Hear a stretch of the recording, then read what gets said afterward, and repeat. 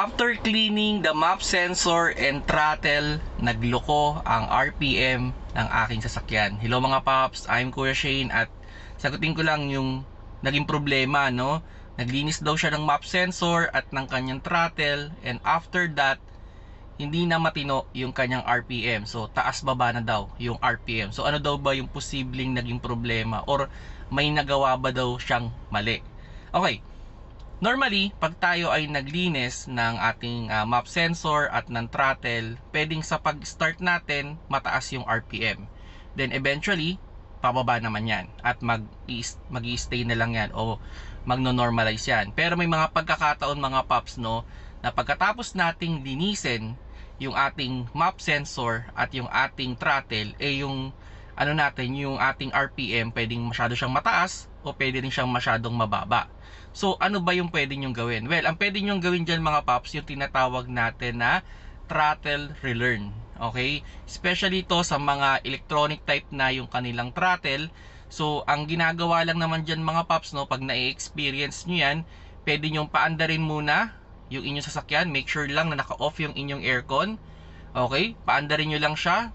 Probably mga 10 minutes o 20 minutes. Paandarin nyo lang siya. Hayaan nyo lang siyang naka-idle. Okay? Then after that, ang pinaka-indication na okay na pwede nyo na siyang i-off is pag umon na yung inyong auxiliary fan motor. Okay? So yun yung indication. Now, pag nag-on na siya at namatay, off nyo na yung inyong sasakyan. Then, ang second phase na gagawin nyo dito is i-on nyo ulit yung sasakyan. Then, i-stay ninyo, aapakan ninyo yung inyong gas pedal at i-maintain nyo lang siya sa 2,000 RPM or 2 RPM. Okay? So, makikita nyo naman dyan sa may gauge ninyo. Gagawin nyo siya for a minute. Okay? I-stay nyo lang siya for a minute na nasa 2,000 RPM. Then, after that, after a minute, okay, patayin nyo na ulit yung sasakyan. Then, i-on ninyo na i-on nyo naman yung aircon. Maybe mga 5 minutes lang naman. Okay? Then, off nyo ulit. So, possible, mag-o-okay na yung inyong RPM. Now, kung hindi pa rin nag-o-okay, ang advice ko sa inyo mga paps, no, dalhin nyo na kaagad sa trusted shop ninyo. Baka may iba pang problema.